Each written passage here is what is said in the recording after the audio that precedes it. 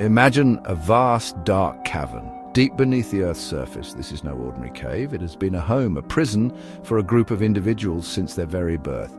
These people are bound, chained in such a way that they can only face forward towards a flat rock wall. They cannot turn their heads to the left nor to the right, nor can they see what lies behind them. Their entire existence, their complete understanding of reality is confined to this singular, unyielding perspective.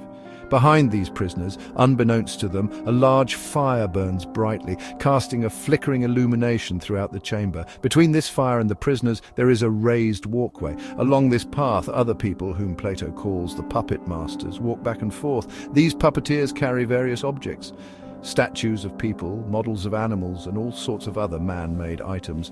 The fire casts the shadows of these objects onto the cave wall directly in front of the prisoners. This is their cinema, their only show, playing continuously for their entire lives. The prisoners have never known anything else. This procession of shadows is their universe. Their chains are not just physical, they are chains of perception, chains of accepted ignorance. Plato, in his monumental work, Book 7, presents this allegory through a dialogue between Socrates and Glaucon. Socrates asks Glaucon to imagine this strange underground dwelling and its inhabitants.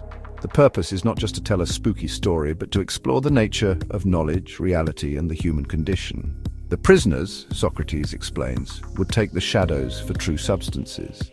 They would develop a whole system of understanding based on these ephemeral forms. They would praise those among them who were quickest to identify the passing shadows, to remember their sequences, and to predict which would come next. This skill would be their version of wisdom. The shadows themselves represent the lowest level of understanding in Plato's hierarchy of knowledge. They are mere appearances, copies of copies, far removed from the true essence of things. Think of them as opinions, unverified beliefs, or the superficial information we often encounter. In the cave, these shadows are all the prisoners have. They have no other frame of reference. If one shadow consistently followed another, they would call this a natural law. Their science, their philosophy, their entire intellectual framework would be built upon these insubstantial observations. The prisoners are passive recipients of this manufactured reality. Now, Socrates proposes a dramatic turn of events. Imagine, he says, that one of these prisoners is suddenly freed from his chains. This liberation is not gentle, it is abrupt and disorienting. The prisoner is compelled to stand up and turn his head.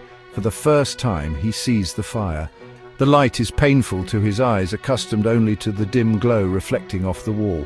He would be confused, his vision blurred. The objects being paraded by the puppeteers, the actual sources of the shadows, would seem less real to him than the shadows he has known his entire life.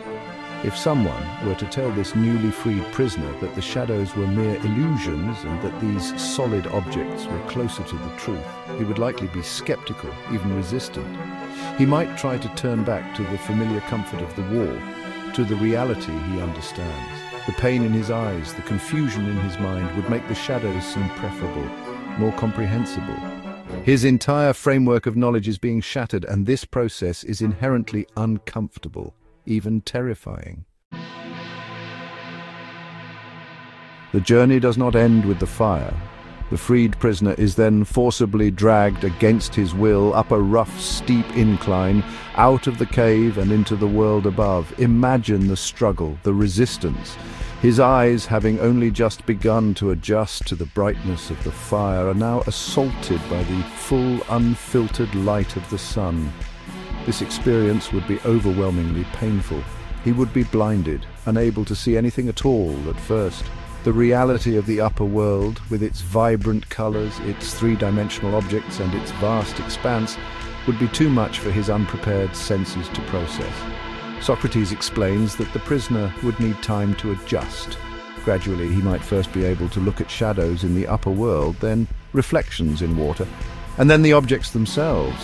Finally, after a period of acclimatization, he would be able to look directly at the sun. Section 5, Unmasking the Metaphor, the Cave, Chains and Shadows. Let's delve deeper into the rich symbolism Plato has woven into this allegory. The cave itself is a powerful representation of the sensible world, the physical world, that we perceive through our senses. It's the realm of appearances, of opinions, and of unexamined beliefs. For the prisoners, it is the entirety of their existence. But Plato suggests it is a very limited and often misleading reality. It's a place of confinement, not just physically, but intellectually and spiritually. The chains that bind the prisoners are not merely physical restraints. They symbolize the myriad forces that keep us tethered to ignorance and illusion. These can be societal norms, traditions, prejudices, dogma, or even our own fear of the unknown. They restrict our ability to question, to explore, and to seek a broader perspective. They keep us facing the wall of shadows, content with the superficial. Section 6. The Fire Within, Illuminating the Path to Understanding. The journey of the freed prisoner is central to Plato's message about education and the pursuit of knowledge. The initial unchaining and the forced turning towards the fire represent the first, often jarring steps towards enlightenment. The fire, as we've noted, is not the ultimate truth, but it is a step above the shadows. It represents a higher level of understanding than mere opinion, perhaps the beginning of reasoned thought or scientific inquiry within the confines of the sensible world. It's the ability to see the objects that cast the shadows, to understand the mechanics of the illusion, even if one is not yet outside the cave. This stage is crucial. The process of education, therefore, is not just about acquiring new information. It's about unlearning, about re-evaluating, about developing the capacity for critical thought. It's about learning to distinguish between the shadow and the object that casts it. Section 7. Beyond the cave mouth, the sun as ultimate truth. The ascent out of the cave and into the world above is the most transformative part of the allegory. This journey represents the arduous path of philosophical education, moving from the world of senses and opinions to the world of intellect and true knowledge, what Plato called the intelligible realm, the realm of the forms. The forms are the perfect, eternal archetypes of which the physical things we see are mere imperfect copies. For example, every chair we see is an imperfect copy of the form of chairness. This upper world is where true reality resides, according to Plato. The sun in this upper world is the ultimate symbol. It represents the form of the good, which Plato considered the highest of all forms. Just as the sun illuminates the physical world, making objects visible and sustaining life, the form of the good illuminates the intelligible realm, making true knowledge possible and being the source of all reality and goodness. It is the ultimate principle of intelligibility and existence. Section 8. Modern caves, echo chambers and information illusions. Plato's ancient allegory resonates with astonishing power in our modern information-saturated world.